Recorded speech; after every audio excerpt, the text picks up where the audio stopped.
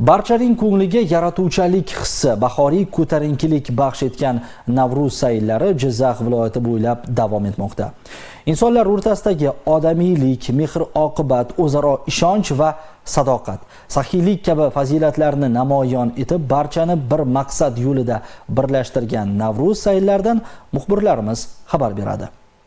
Qizilqir kengliklariga yam-yashil poyandoz to'shab, forishga ko'klamga tengkunlik tashrif buyurdi. Odamlar qalbidagi yangilanish hissi istiqbol sari undadi. Keksayu yosh karnay-surnay sadolari yangrayotgan qirlar bag'riga boshqadi. Tabiatning usta qo'li bilan yaratilgan keng sayhonlik Navruz amfiteatriga aylandi. Rang-orang gullar bilan bezatilgan sahna atrofida davlat tashkilotlari va ijtimoiy muassasalar tomonidan tashkil etilgan ko'rgazmalar yurtdoshlarimiz uchun Navruz qadriyatlarini yana bir bor namoyon etgan bo'lsa, mahallalar tashkil etgan dasturxonlar tashabbuskor yurtdoshlarimizni xalqona birdamlikka chorladi. Do'stlar tashrifidan boshing sarbaland, forishim bugun sen nurxonadursan. Ona yurt muqaddas O'zbekistonda istiqlol nur sochgan koshonadursan.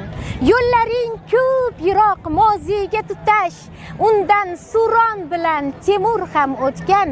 Parijga qiyoslab go'zal husningni senga forish deya nom bitib ketgan. Bugun Forish tumanida Navro'zi olam. Bugun Qo'shaloq bayram. Bugun mahalla tizimi xodimlari kuni. Qolaversa, kechagina musulmonlarning eng ulug' bayrami Hayit bayramlari nishonlandi. Yurtimizdagi eng oliy ne'mat tinchlik uchun yurtboshimizga boshim yerga tekkuncha ta'zim qilaman. Mana shunday tinchlikni qadriga yetaylik. Bugun sumalaklar qozonlarda pishirilgan, qatlamalar pishirilgan, milliy taomlar, milliy ko'rgazmalar, otaxonlar, onaxonlar izzatda. Mana shunday yurtda yashashning o'zi baxt. Bayramlar muborak bo'lsin. Tinchlik bahori yurtimga xush kelibsan.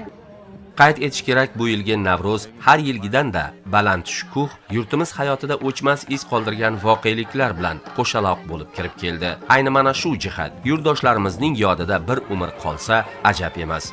Qonimizda bayram Navruz qarang xalqni qanchalik katta ko'tarinkilik bilan, qancha yuzlarida tabassum bilan Navro'zni kutib olmoqda. Bunday bayram faqatgina tinch, totuv bo'lgan mamlakatda bo'lishi mumkin. Mana yurtboshimiz olib borayotgan siyosat mana shundayki, har bir inson baxtli bo'lishi kerak. Ana shu niyat orqasidan mana qarang qanday go'zal bayramlar davlatimizda shunchalik ajoyib o'zgarishlar bo'lyapti. Forish tumani ahli e'tirof etish kerak, Navruz ayyomini katta muvaffaqiyatlar va istiqbol rejalar bilan qarshi olmoqda. Yaqingacha ham dehqonchilik va chorvachilik sohasiga ixtisoslashgan deb qaraladigan hudud iqtisodiyotida bugun sanoat ishlab chiqarish, ayniqsa tog'-kon sanoati, qurilish mahsulotlari ishlab chiqarish, yashil energiya kabi yetakchi tarmoqlar ulushi sezilarli ortgan. Bayram tadbiri avvalida so'zga chiqqan tuman hokimi o'z so'zida ana shu jihatlarni alohida e'tirof etib, yurtdoshlarimiz uchun tinch va osuda turmush barpo etish yo'lida odilona, xalqparvar siyosat olib borilayotgan yangi O'zbekiston hayotida barcha islohotlar avvalo inson manfaatlarini ta'minlashga qaratilganini alohida ta'kidladi. Bu borada tashabbus ko'rsatayotgan insonlarni, jamoatchilik faollari va yoshlarni samimiy qutladi. Shundan so'ng xalqimizning asriy qadriyat va an'analari, boy ma'naviy merosini o'zida ifoda etadigan tariximiz hamda yangi O'zbekistonning jo'shqin hayotini o'zida aks ettirgan, sahnalashtirilgan bayram tomoshalari boshlanib ketdi. Yurtdoshlarimiz qalbiga shukronalik va ertangi yorug' istiqbolga ishonch hissini bergan Navruz tantanalari Forishning Qizilqir saylgohida kun bo'yi davom etdi.